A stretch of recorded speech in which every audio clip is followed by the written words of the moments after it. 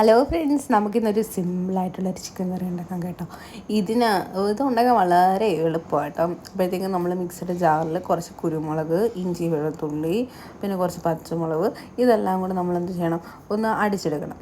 നമ്മൾ ചിക്കൻ എടുത്തതിനകത്തോട്ട് ഇതെല്ലാം ഇട്ടിട്ട് കുറച്ച് മുളക് പൊടി, മല്ലിപ്പൊടി, മഞ്ഞൾപ്പൊടി, ഗരം മസാലപ്പൊടി, പിന്നെ നമ്മൾ കുറച്ച് കറിവേപ്പില, വെളിച്ചെണ്ണ, ഇതെല്ലാം കൂടെ ചേർത്ത് വെച്ചിട്ട് നമ്മൾ കൈ വെച്ചിട്ടുണ്ടെങ്കിൽ നല്ല കണക്ക് ഞെവിടി പിടിപ്പിക്കണം.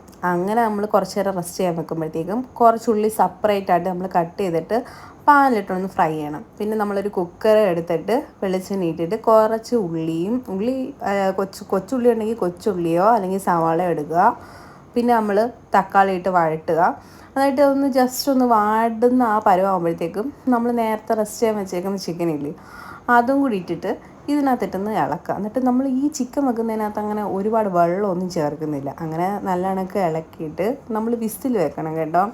വിസിലും വെച്ചിട്ട് ഒരു വിസിൽ അടുപ്പിച്ചിട്ട് കുറച്ച് കഴിഞ്ഞിട്ട് എടുക്കുമ്പോഴത്തേക്കും പിന്നെ ആണെങ്കിൽ നമ്മൾ നേരത്തെ ഫ്രൈ ചെയ്തിട്ടുള്ള ഉള്ളിയും കൂടെ ഇതിനകത്ത് ആഡ് ചെയ്യുക. നമുക്കുള്ള ചിക്കൻ കറി റെഡി.